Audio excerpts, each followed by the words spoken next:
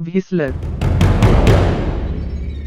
यह एक अंधेरी और तूफानी रात थी और मैरी काम पर एक लंबे दिन से गाड़ी चलाकर घर जा रही थी। उसने कुछ समय बचाने के लिए जंगल के माध्यम से शॉर्टकट लिया था, लेकिन अब उसे इसका पछतावा हुआ। बारिश हो रही थी और हवा पेड़ों के माध्यम से गरज रही थी, जिससे उसके लिए देखना मुश्किल हो गया था। अचानक उसे एक अजीब सी आवाज सुनाई दी। यह एक सीटी थी, लेकिन वैसी नहीं जैसी उसने पहले कभी नहीं सुनी थी।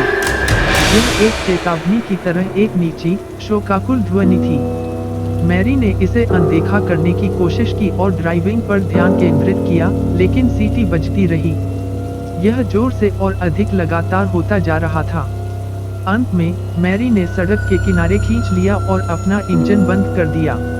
वह वहीं बैठी सीटी की आवाज सुन रही थी, यह जानने की कोशिश कर रही थी कि यह क्या है। फिर, उसने जंगल से एक आकृति को निकलते देखा। वह पुराने जमाने के कपड़े पहने एक आदमी था, जिसके सिर पर टोपी थी। वह वही शोकाकुल धुन बजा रहा था जो मरियम ने पहले सुनी थी। मैरी डर गई थी, लेकिन उसने अपनी खिड़की को नीचे कर दिया और उस आदमी से पूछा कि क्या उसे मदद की जरूरत है। वह आदमी कुछ नहीं बोला। वह बस सीटी बजाता रहा। मैरी ने फिर कोशिश की, लेकिन उस आदमी ने कोई जवाब नहीं दिया।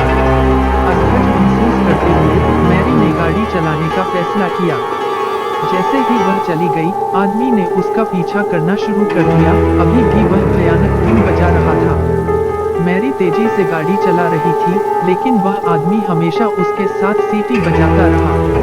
अंत में, मैरी अब इसे और नहीं ले सकती थी। वह रुकी और उस आदमी से भिड़ने के लिए तैयार होकर अपनी कार से बाहर निकल गई। लेकिन जब वह पलटी तो वह आदमी जा चुका था। केवल उसकी सीटी की आवाज ही रह गई थी, जो अभी भी जंगल में गूंज रही थी।